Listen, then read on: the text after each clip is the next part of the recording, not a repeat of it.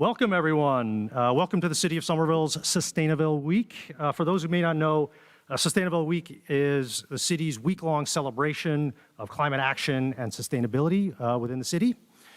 We haven't been able to meet in person for 4 years now, so this is really exciting. It's a great opportunity to reconnect on these issues. I don't know if anyone was able to attend some events over the weekend. There was one at the Growing Center, there was one at Groundwork Somerville. I think there were some cleanups along the Mystic and the Charles. There's lots of opportunities, and there will be more this week that we'll talk about in a moment. Tonight, though, we're welcoming SustainaVille Week back in a big way with Mayor Katjana Ballantyne and Senator Ed Markey.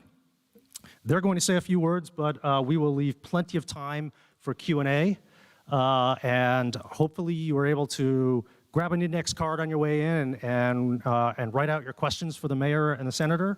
But if you haven't, I think Emily over here will have some cards available if you have some other thoughts that come to mind that you'd love to pose to the mayor and the senator. So my name is Larry Yu. I am the chair of the Somerville's Commission on Energy Use and Climate Change. And tonight I have the honor of formally introducing Mayor Katjana Ballantyne. For nearly a decade, first as a city councilor and now as mayor, Katjana has led Somerville's just transition away from fossil fuels and toward a brighter, greener future. Whether authoring Somerville's Green New Deal resolution, sponsoring the first of its kind native planting ordinance, or prioritizing sustainability in Somerville's landmark zoning overhaul, she's set new standards for what cities can achieve through climate action policy and legislation. As mayor, Katjana updated Somerville's carbon reduction goalposts to target a net zero carbon negative Somerville by 2050. Under her leadership, she's continuing to position our city as a global leader in climate action and meeting this moment with the scale and urgency it demands. So, with great pleasure, please join me in welcoming Mayor Katjana Ballantyne.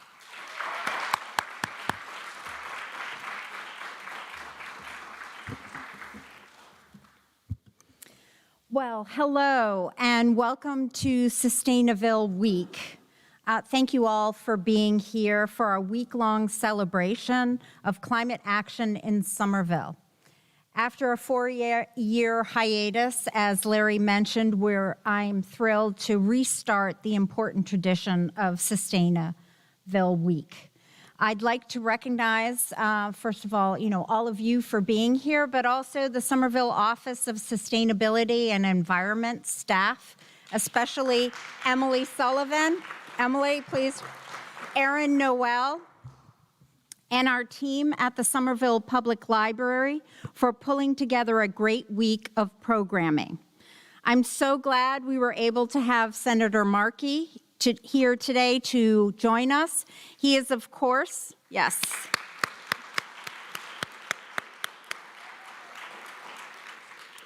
He is, of course, one of our country's great leaders on climate action, and he's been a fierce champion for local and regional resiliency and sustainability efforts.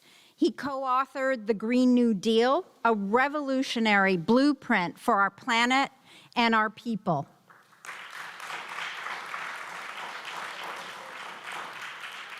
And he was instrumental in securing the passage of the Inflation Reduction Act, known as IRA. And this is recognized as the most significant investment in environmental justice and climate action in American history. The IRA sets us up our country to reduce greenhouse gas emissions, create good-paying green jobs, and help states transition to a clean energy economy. The Green New Deal and the IRA are the kinds of bold policies and legislations we need. We often hear the word bold when talking about climate, bold ideas, bold action. Let's not let it ring hollow as a buzzword. Bold is the only option. The stakes are too high to do anything less. Climate change is here, and it's an emergency. We have an ever-shrinking window of time to ensure a livable future. It's now or never. Senator Markey has declared that the era of incrementalism on climate change is over. We are now in the era of a Green New Deal. In Somerville, we have fully embraced this new era. All levels of government have a role to play, and my administration is all in. We can make Somerville a national leader, a national model for climate resilience, connecting our environmental efforts with the city work on housing, the economy, and social justice. We already have a strong track record. In 2018, we established the first climate action plan. It's called Somerville Climate Forward. In 2019, I was proud to author our own Green New Deal resolution to call for affordable and energy efficiency housing, sustainable transit, healthy green space, and habitat for wildlife. In 2022, in my first week as mayor, we raised our net zero carbon neutral goals to a more ambitious net zero carbon negative target because I heard from you and climate scientists that we must do more. Somerville is one of the first communities in the country to set a goal to be carbon negative by 2050.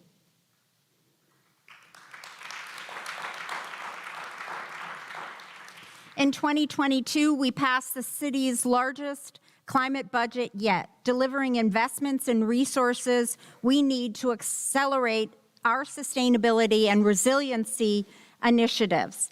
In 2023 and beyond, there's a lot to look forward to. Let me give you a few highlights. To start, this year we're updating Somerville's Climate Forward Action Plan for the first time. The updated action plan will codify our commitments to a Green New Deal and lay out our path to becoming a net zero carbon negative city. This effort will center our most vulnerable residents who are the most likely to bear the brunt of climate change impacts. In Somerville, buildings account for 2/3 of all the city greenhouse gas emissions. So to achieve carbon negative status, we'll need to make our buildings carbon free. We've begun restructuring some of the city's housing division to create Clean Green Somerville, a division focused on weatherization and energy efficiency of existing residential buildings. We've also put $1 million in ARPA funds towards assisting low-income property owners with comprehensive home improvements. In January, Somerville adopted the newly created specialized opt-in stretch energy code, a state building energy code that requires stricter energy efficiency standards and more renewable energy generation in new construction. And we hope to be part of the fossil fuel-free demonstration project, a pilot program administered by the state that will allow municipalities to outright prohibit fossil fuels in new construction and major renovations. The remaining 1/3 of Somerville's greenhouse gas emissions largely comes from transportation. We need to continue making sustainable transit the safe, easy choice for getting around. After decades of advocacy, we finally have the Green Line extension up and running,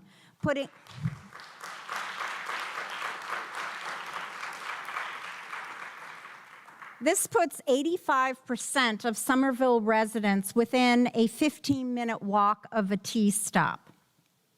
We're just as eager as you are to get the community path extension open.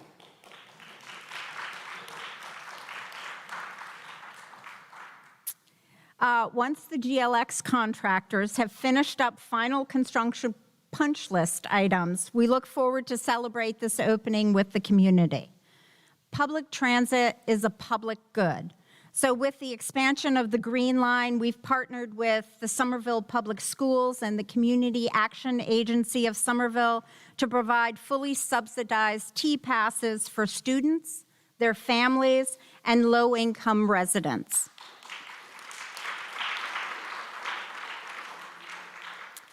And we just established Somerville's first citywide bicycle network plan, documenting the community's vision for 88 miles of connected bike lanes and off-street paths where people of all ages, abilities, backgrounds can bike safely and comfortably.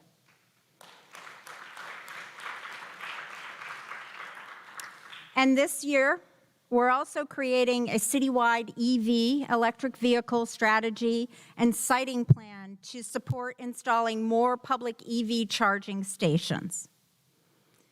Stormwater management is another critical focus. Last November, we finalized the Somerville citywide drainage and water quality master plan. It identifies a collection of infrastructure projects that will help us adapt to flood risks, improve water quality, and mitigate combined sewer overflows. We are actively collaborating with neighboring municipalities and the Resilient Mystic Collaborative to develop a resilient strategy to address flood risks along the Mystic River. We'll also leverage nature-based solutions to sequester carbon by increasing our green canopy, restoring and expanding open space ecosystems, and requiring green space and private development. Last year, we planted 637 trees in parks,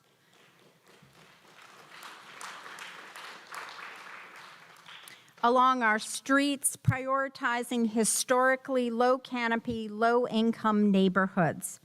We also planted native plants to create a habitat for native pollinators and wildlife and restore native ecosystems. And we formed a Pollinator Action Plan Advisory Committee to create the first of its kind Pollinator Action Plan, which will guide our work to support, protect, maintain urban pollinator ecosystems. As we build out our net zero infrastructure, we'll need skilled, specialized workforce to support the transition to a renewable energy economy. We need to support investments in good green jobs and job trainings, and starting with our youth is key.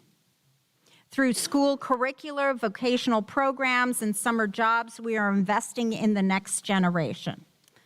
Ultimately, we can't get where we need to be unless we cultivate the culture of climate action and sustain political will. In 2022, the report from the Intergovernmental Panel on Climate Change contended that the world already has many of the tools required to shift away from fossil fuels and slow down climate change quickly. It's doable, but it's not getting done. We just need the will to invest in the transition from fossil fuels. In Somerville, we have that will. You have that will. Local leadership has ripple effect.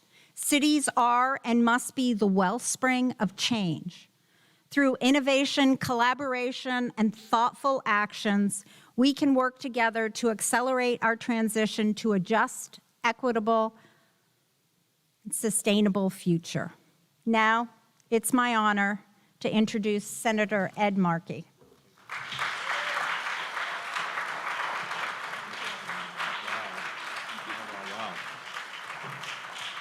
So thank you, Madam Mayor, so much. And thank you all so much for joining us this evening for this very important, very exciting event.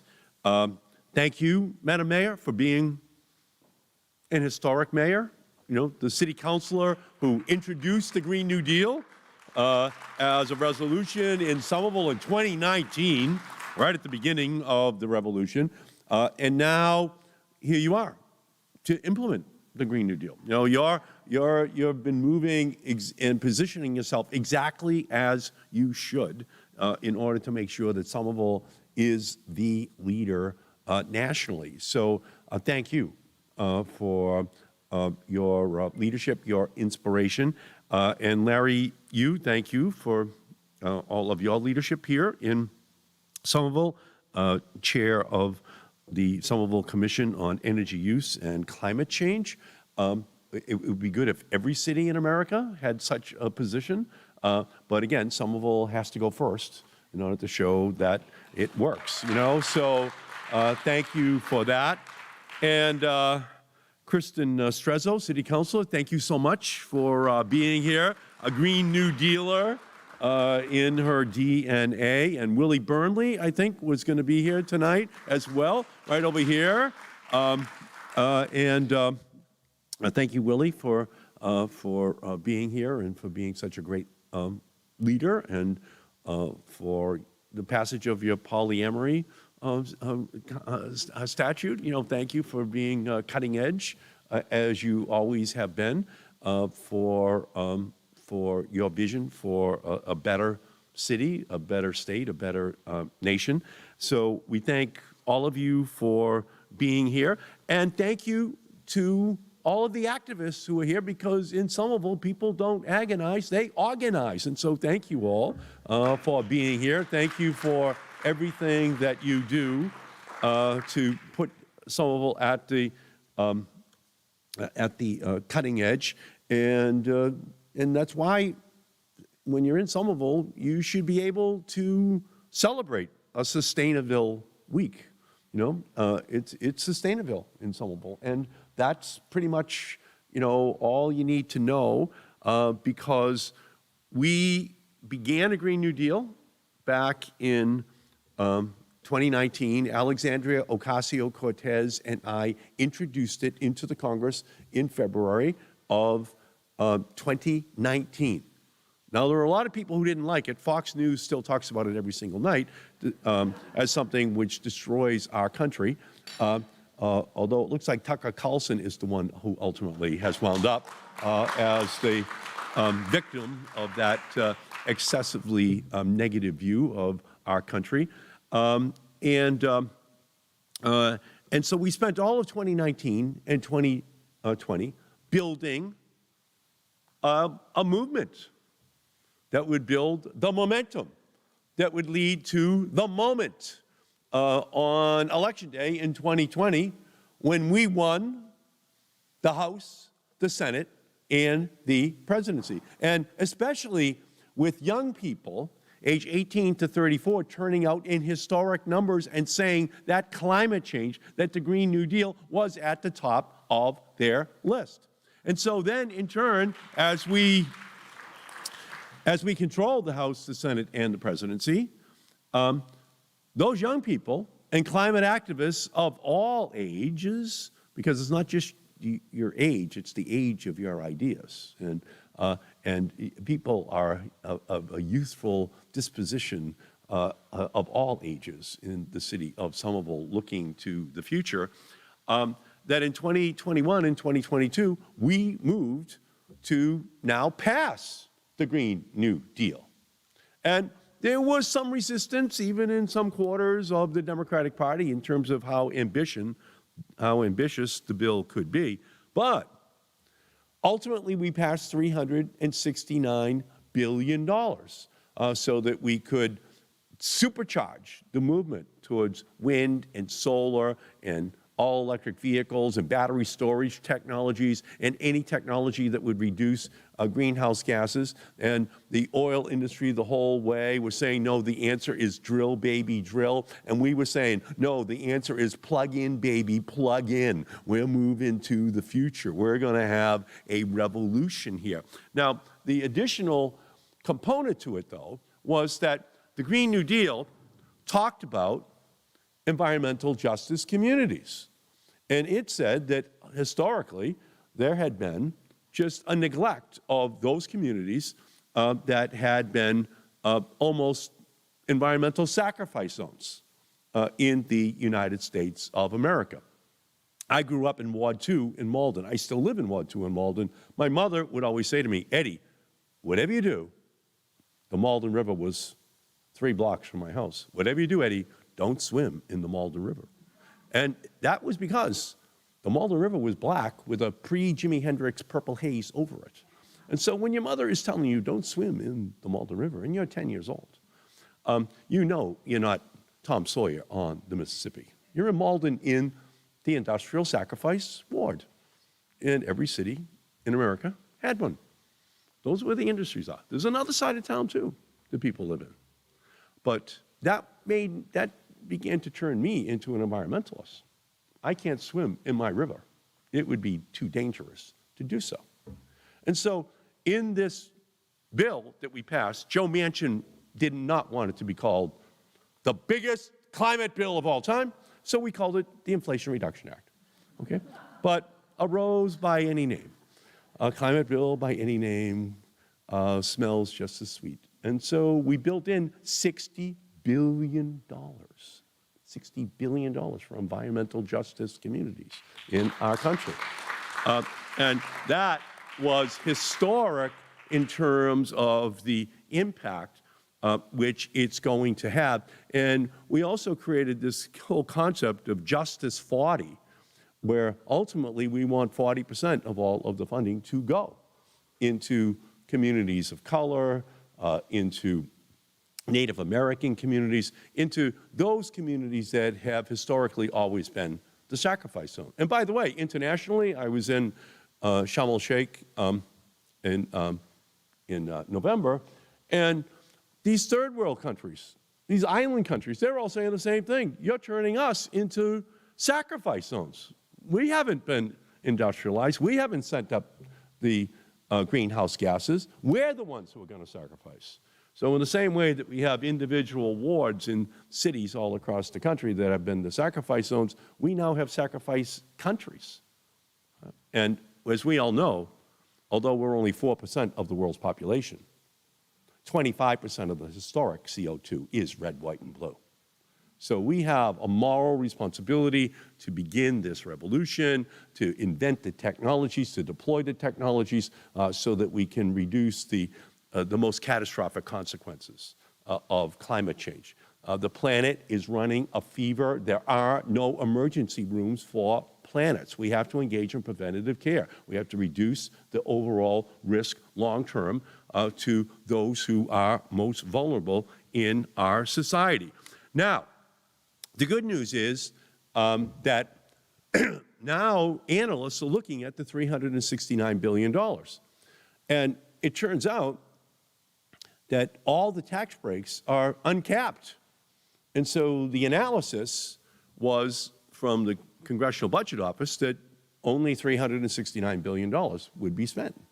It turns out now that the demand is massive for wind and solar, for electric vehicles, for battery storage technologies in the United States, and for every other of these technologies. So one company has now done an analysis, and they say it's not $369 billion, it's 700 or 800 billion. And another group of highly respected analysts just came back with another number about 4 weeks ago, saying it could be upwards of $1.2 trillion that now gets spent on these green energy technologies in the United States of America. In other words, it was never a technological problem. It was always a political problem. You know, solve the politics of it, get it passed, and get out of the way. Because cities like Somerville, people like those people who live in Somerville, they're ready to go. They're ready to look at all of these new programs that are going to be available to them, including a $20 billion climate green bank that I was able to create. And analysts say that for every one of those $20 billion, that there'll be another $7 that would then be attracted by the private sector because that first dollar is being put up by the federal government. That could unleash another $150 billion in private sector investment. So all of this is now being unleashed. And what it says is that when we fight, we win. When Somerville starts and they're up first, Massachusetts is, we're usually right, but too soon. We got to wait for people to catch up, okay? So now, not only has the country caught up, but they can now see that it makes sense to do this, you know, that you can actually make money doing it, that you save, you know, you save on so many of the the otherwise great costs that would be built into our society. So this SustainaVille week is something that, from my perspective, is saying we've got to sustain the fight. We have to keep going. We have to look at that Green New Deal resolution and say, did it unleash a revolution? And that revolution is still ongoing. And what we have to do ultimately is to make sure that the bill that we passed last year quickly becomes the second largest bill that we've ever passed. Because we're not through yet. We're going to keep fighting. We're going to keep doing everything that we can, because we dared people to dream. We dared people to demonstrate. We dared people to demand that they wanted a fundamental change in the relationship between our planet and the people who live on it. And finally, the Green New Deal is producing the union jobs that are going to have to produce all of this change, and those jobs will be created by the millions. It's going to create justice for those communities that have historically been most affected adversely by climate change, by environmental injustice. And ultimately, it's going to trigger global response of climate action. In Europe, they have now passed their own Green Deal. That's what they call it, a Green Deal for all of Europe. That's another 500 million people in and going with high goals in terms of the electrification of their economy. And the more that we do it, is the more that it lowers the price for all of these technologies. When Steve Jobs came up with the idea for this technology, which in 2004 he introduced, no one would have predicted that a phone with the power of the computer on the Apollo mission would very quickly wind up in the pockets of almost everyone in every village all across the planet, no matter where you go. They have it. That's because it was made in America. The costs were reduced, the technology democratized. So it has to start here. And now, partnered with Europe and our other industrialized partners, that is what is happening. So we have now put the Green New Deal at the top of the political agenda in our country. And by the way, the Republicans are coming for it. When you look at this whole debate that we're having over whether or not we should lift the debt ceiling, and then you look very closely at what Kevin McCarthy is proposing, well, he's saying, well, we won't lift the debt ceiling unless you got the Green New Deal programs, unless you pare back all of this funding.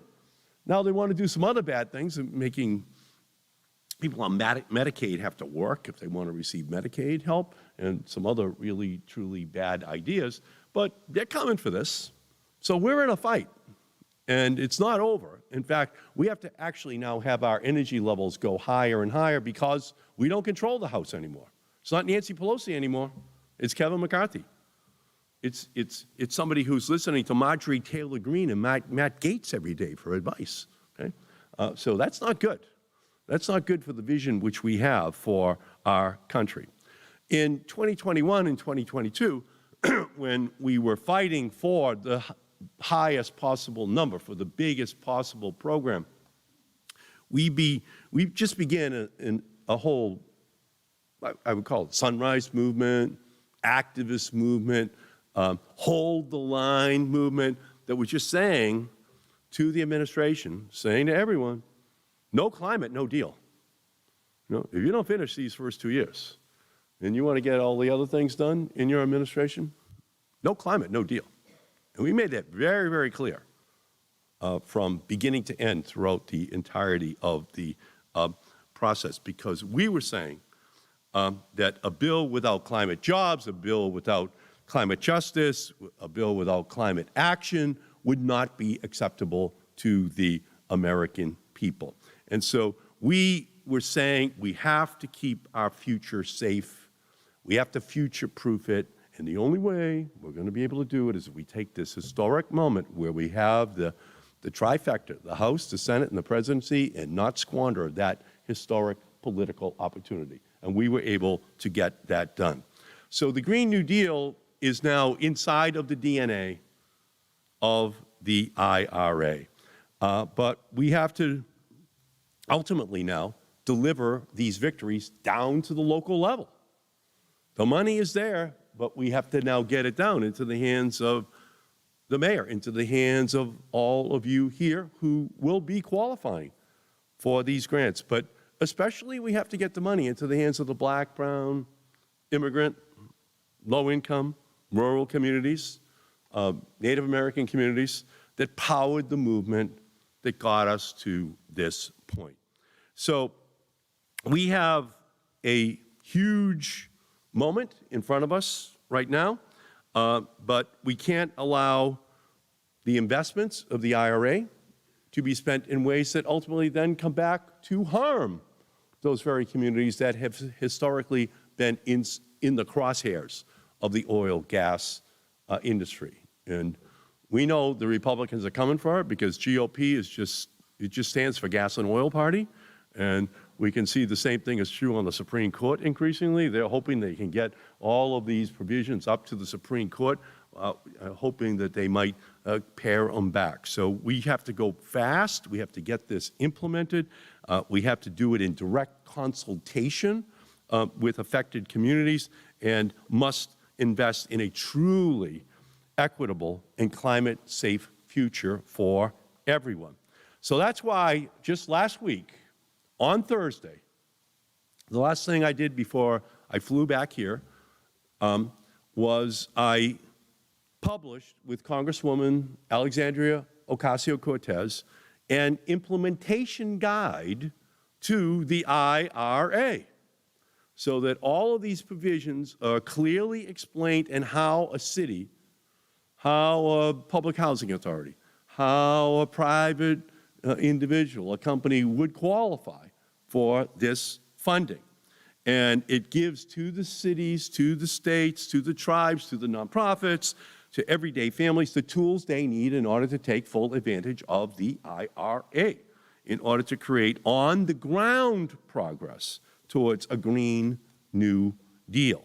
And that's why events like this are so important, because we have to ensure that the IRA doesn't just make rich corporations even richer by pushing the policies and technologies of the past, but delivers for the families, public health institutions, community organizations, and local governments that are fighting for a fairer future and can put these dollars to work right now if we get the resources into their hands. And for clean school buses that will bring kids to school without bringing asthma in their wake, for the urban forests and farms that will keep our neighborhoods cool and well-fed, for the clean air monitors that will protect us all, especially the most vulnerable, from pollution and dirty air, for the solar rooftops that will power our homes without emptying our pockets, for housing that will keep us warm in winter and keep energy bills low, and for the Made in America energy agenda that will bring jobs to our communities, and for environmental justice funding that will help ensure no one is left behind and locked out of a clean energy future in our country. That is what we need to deliver with the Inflation Reduction Act implementation. That is the goal we have to set for ourselves, and that is what we can accomplish working in solidarity and building this powerful coalition. So the upwards of $1.2 trillion in IRA dollars have to get from spreadsheets to the streets. That's what we have to do. We have to get it from the suites to the streets. We have to get it out of the corporate suites and down into Mayor Ballantyne and the counselors and all of you so that you can be making the decision right here on the ground. But beyond the Green New Deal, there's still more work to do. And that was the part of the Green New Deal that was very controversial. Oh, we understand greenhouse gases. We understand clean energy technologies. Why do you have to put all that other stuff in on health care, on education, on social justice, because it's all interconnected. It's all intersectional. You can't separate it out. So there is just so much more that we have to do, and the Green New Deal movement is just so powerful, putting racial justice, economic justice, transit justice, and healthcare justice right at the center of the agenda. So last week, I introduced a Green New Deal for healthcare with Congressman Ro Khanna. And in the coming months, with other congresspeople, we're going to introduce a Green New Deal for education, for the school systems of our nation, the public school system, a Green New Deal for cities, a Green New Deal for everything. That's what the 21st century has to be all about. We need a whole of government, whole of healthcare system that deals with the intersecting climate and health crises in our country. And the healthcare Green New Deal will invest in a healthcare system that ensures that all people can access the care they deserve before, during, and after climate crisis. It would ensure our healthcare system doesn't make the climate crisis worse, but instead helps us survive the impacts we already see in our daily lives: heat waves, stream storms, wildfires, floods, and we dramatically increase the amount of funding for community health centers. We dramatically increase the funding for doctors and nurses of color. They're only 5% of the healthcare workers, and 40% of the people who are going to need healthcare are of color in our nation. We have to rectify that. That's what our legislation is going to do. We have to move to the 21st century. Health justice is climate justice. 9 in 10 Americans live in a county impacted by a climate disaster in the past decade. 100 million Americans lack access to primary care in the United States. 8.5% of all greenhouse gases that go up into the American atmosphere come from our healthcare system. So we have to provide the resources to ensure that our healthcare system itself isn't making us and the planet that we live in more unhealthy. So we're lucky here in Massachusetts. We're especially lucky here in Somerville, the home of Greentown, we're not just the Bay State, we're the brain state. And Somerville is the brain city here with Greentown right here. Form Energy is a battery company that is going to now hire 750 people in West Virginia to manufacture batteries. So Joe Manchin is smiling, at all the good work that's happening here in Somerville. And we have hundreds of other companies here in Somerville that are creating jobs here and creating jobs across the rest of the country. So it's a partnership of investors and inventors, of professors and producers for a nationwide plan, that moves us in a telescope time frame to a day where children actually have to look to the history books to find that there ever was such a thing as a climate crisis. That has to be our goal. And Mayor Ballantyne, who knows that we can and we must be the leaders right here, focused on local and state efforts to implement the Green New Deal to show how it works, not just here, but how they can then work in a similar fashion in their home cities, their home states as well. So I'm very excited to continue to partner with the mayor, with the city council, and all of you here today for climate justice, for racial justice, for worker justice, for health justice. We will make the Green New Deal aims into Green New Deal action. I thank all of you for everything that you're doing, and thank you for having me here tonight to be with you. Thank you. Thank you so much.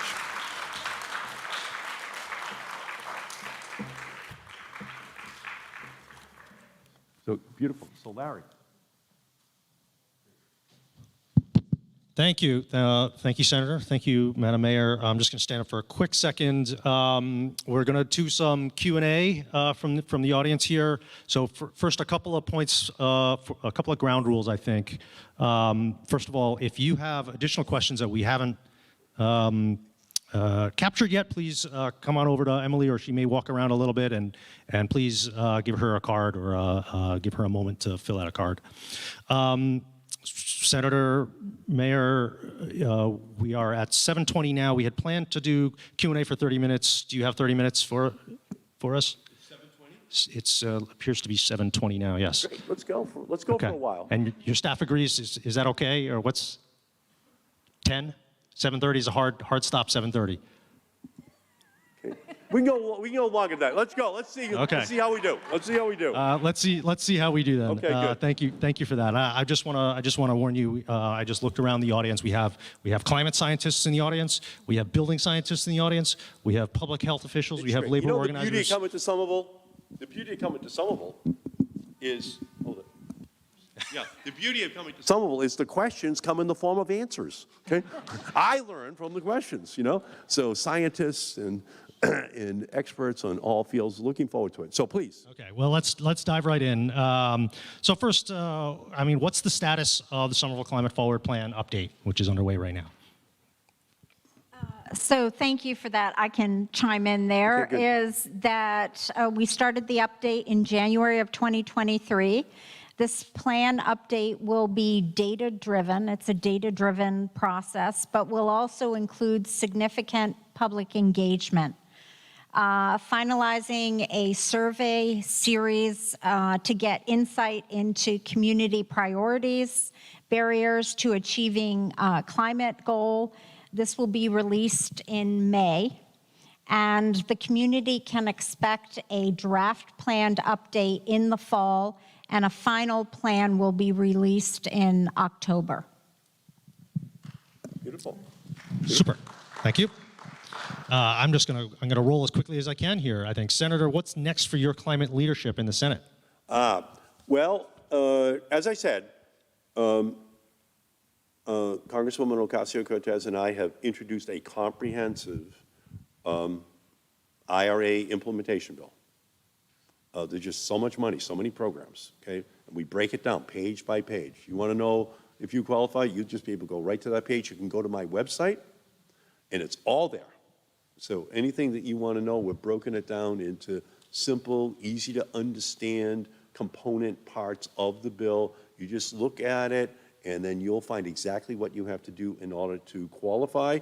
And then beyond that, we have to move on to a Green New Deal for healthcare, a Green New Deal for, as I said, for cities, for education, all the way down the line. This is the single most comprehensive, change that our country has made in 100 years. We have to make this the Green New Deal century, and we just have to completely change our entire society based on the principles of the Green New Deal, leaving behind oil, gas, coal in a rearview mirror, but leaving behind the harm and the indifference to those who most suffered because of those technologies in our society. So there's absolutely no limit on what this vision should encompass, and I'm looking forward to partnering with people here in Somerville, but all across the country as well. Okay, let me transition to you, Mayor Ballantyne. What is the city's primary focus to take advantage of IRA funding, Inflation Reduction Act funding, to improve our sustainability? So I guess I don't know what the exact blueprint is, but I know that our office is reviewing it, and we will be able to drill down, more specifically of what we can deliver. But I will look to maybe Emily to I know, put staff on this. If you have any more information you can add to that.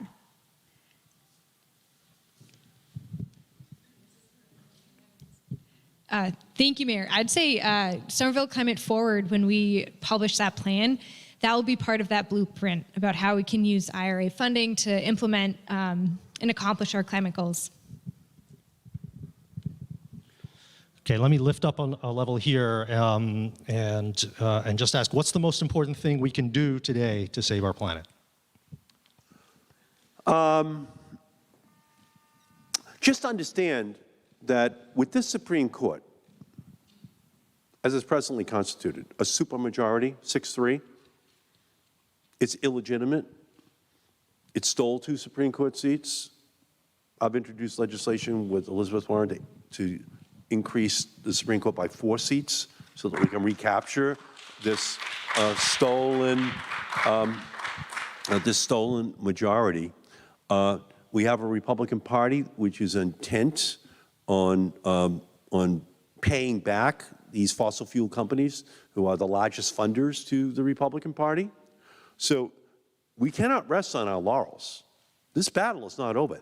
They are coming for all of these programs. They're coming for every one of them in the Congress, at the state level, and in the Supreme Court. So they're not going to stop fighting, and we have a message for them. We're not going to stop fighting either. So sometimes with a victory, there's a relaxation in intensity.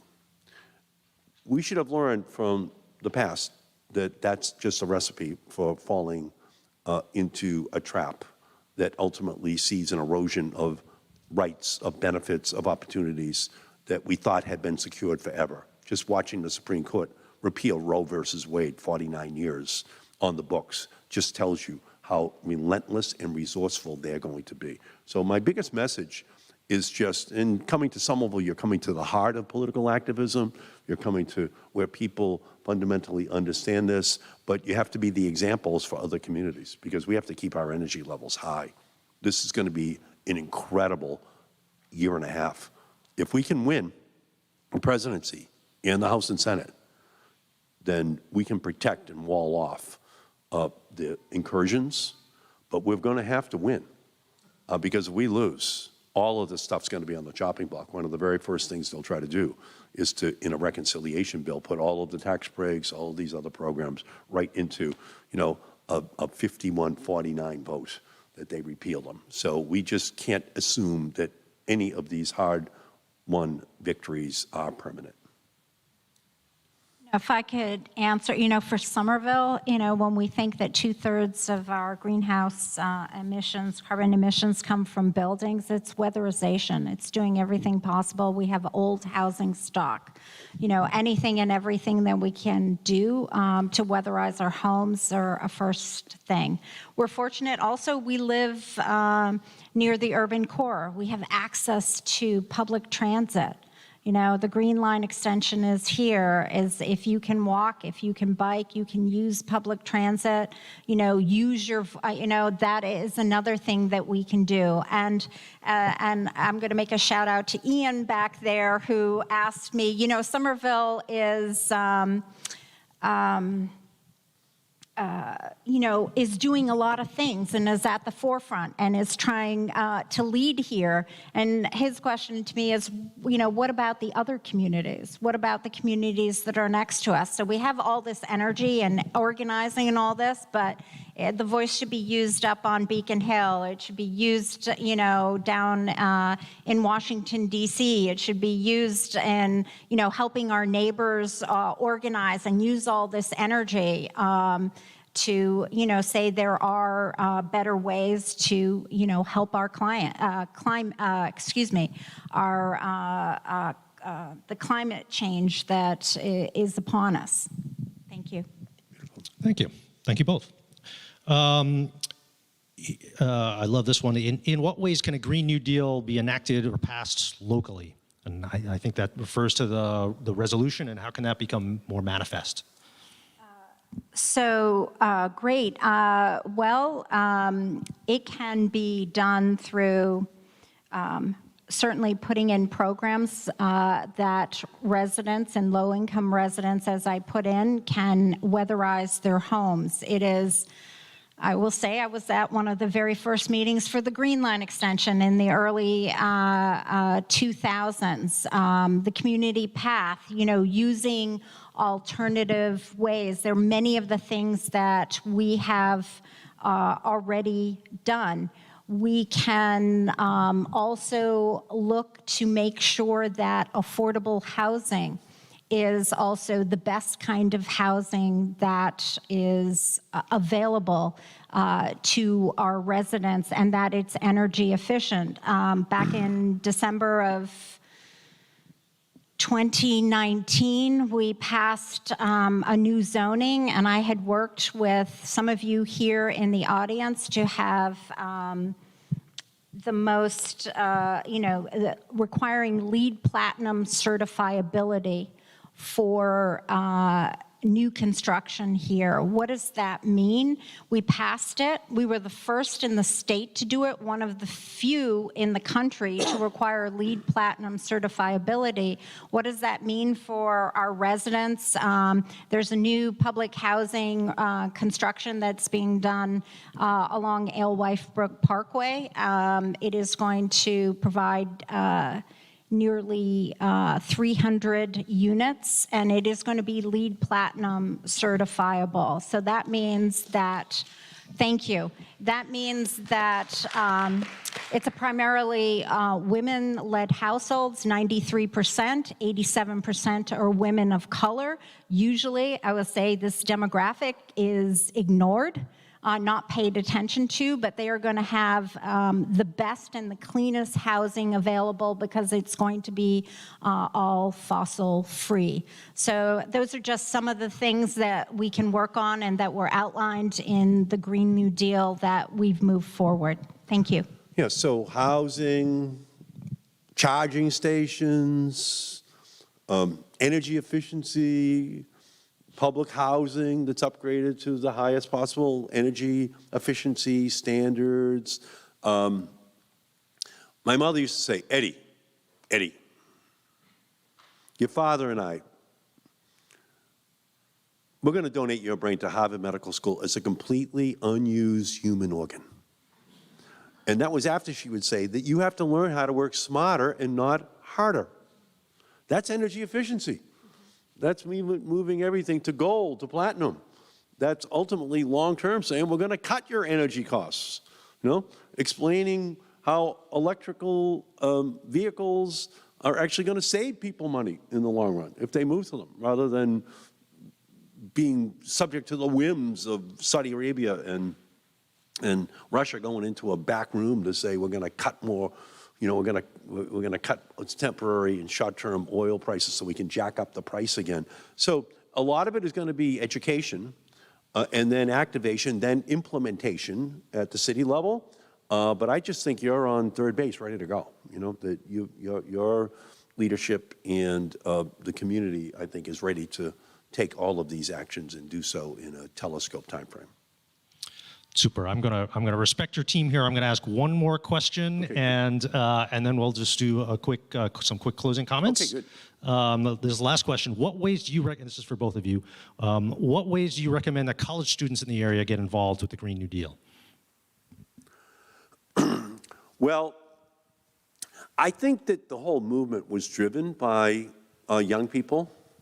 I think they felt left behind, left holding the bag, that preceding generations did not, in fact, act responsibly. And so I think that ultimately they were the key ingredient in changing the politics of 2020 and 2022 in our country. When I was running for re-election in 2020 in the Democratic primary, we actually doubled the turnout of 18 to 34-year-olds from 10% of the total turnout to 20%, which was crazy given the whole history of the 20th century in terms of Democratic primaries in Massachusetts. And believe me, experts took note of that, not just in Massachusetts, but all across the country, that something was happening. And so young people have the passion, but they have the knowledge, but they have the networking ability to be able to reach out to their friends and then reach out beyond their friends using social networks in order to build movements. So from my perspective, the 2024 election, House, Senate, and presidency is going to be the cementing of these hard-earned victories and the basis for future gains. But they also, inside of the individual communities that their college campus resides, and the mayor and I, we saw this over at the Green Line extension ceremony over at Tufts at the end of the line. 2/3 of the people there were young college kids. They were the ones with the biggest smiles on their face. They were the ones who were happiest that finally we had this mass transit understanding of how we can connect communities using low-carbon means of transportation. So from my perspective, young people are the key. They were the change agents. They were the ones leading us. They were the ones pointing us towards the future. And we just have to follow them, but also encourage them to keep up their leadership, to not rest on their laurels, and let them know that we can still lose much of what we think we've already won. I don't know about you, Madam Mayor, about young people, but... So I would say, Noel, Emily, raise your hand. Young people in the office, anybody in the auditorium, anybody, please reach out to them. We need you to get involved in the Somerville Climate Forward. We have a Youth Justice League also, but these are the people that can connect you to how to get engaged in Somerville and learn about, what I would consider some of the fantastic things that we're working on. But again, I would say that it's interracial, intersectional, but also intergenerational. Okay? There was a whole generation of older people who had worked on climate their whole lives, and they needed the reinforcements of these young people, and that's what's created the winning combination. So we got to keep that partnership together so that we continue these victories, because we can see that every month we're reporting that it's the warmest January or the warmest February or the warmest March of all time. We can see the intensification of the hurricanes, of the tornadoes, of the floods, of the melting of the Arctic or Antarctic. It's all speeding up at a dangerous pace. We don't have any additional time to lose. We just have to get out there and do the work. And if we do, we will win. And as each month goes by and more green jobs are created by the tens and then hundreds of thousands and then ultimately millions, we will be on the winning side politically as well, because we will have a constituency that will be punishing their Republican red state senators for trying to destroy their jobs. We have a chance to do it, but we have to use the young people to continue to provide the energy to accomplish those big political goals that we should have for 2024. Thank you.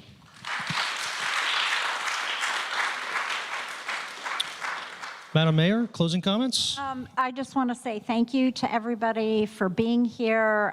Thank you for understanding that climate change is real, that we need to do something now. Your presence here just, solidifies that. And again, I would say, Noel, Emily, please reach out to them, get engaged and learn more about what we're doing in Somerville. We need your help. And we need your voice. Thank you. So thank you so much. We have a green monster over at Fenway Park, but we have a green monster here in Somerville, okay? And it's Greentown, it's the government of Somerville, it's the people of Somerville, the Green Line. The Green Line is also, by the way, a money line, okay? It's green, because more and more people are now going to be able to use it in order to advance their own families' economic well-being. So from my perspective, this is the time, this is the place. We have to be the people who continue to give the leadership for the rest of the nation. We're right, and the oil and gas and coal industry and their wholly owned subsidiaries of Republican Party, they're wrong on every one of these major issues. They're just dead wrong. And they are also facing a demographic monster that young people, including young Republicans, all agree with us. And they know it too. They know that they're ruining their future because young people all get this, okay? And they can see from what's happening in Wisconsin and Kansas on their retaliation back at the Republican Party for the Dobbs decision at the Supreme Court. They can see the activism on campuses around climate change all across our country. They can see that they've got big problems ahead. And we just have to make sure that in 2024 we solidify these gains that we've made, and then we can build on it. And as each year goes by, we're going to be seeing this oil, gas, and coal industry in a rear view mirror. You know, when we introduced the Green New Deal, Alexandria Ocasio-Cortez and we were attacked for introducing a socialist concept into the American economy. You know, these hundreds of billions and trillions of dollars that would be spent on socialistic ideas. And all we said was, what do you call $1 trillion worth of tax breaks for the oil, gas, and coal industry over the last 100 years? Give us some of that socialism for wind and solar and all electric vehicles and battery technologies, and we will bury the oil, gas, and coal industry in one generation. We're now on a track to do that, and we just need Somerville to continue to be in the lead. Thank you all so much. Thanks for being here tonight.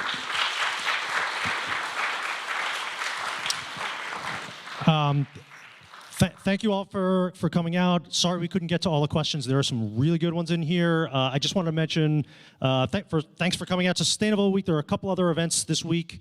One tomorrow is a sing-along at the West Branch Library at 11 in the morning. Help bring some joy to climate action, come on. Tomorrow evening, there is a panel discussion that's virtual on investing in climate action and in environmental justice, or climate resilience and environmental justice. Bring the investment capital to climate action. I guess that's what's all about. Wednesday evening, there is a screening of an Inconvenient sequel at the West Branch Library. So bring Al Gore to your climate action. And there are a number of other things going on. There's a depaving Saturday. There's lots of ways to get involved, not only this week, but through the rest of the year. So, I'd be remiss.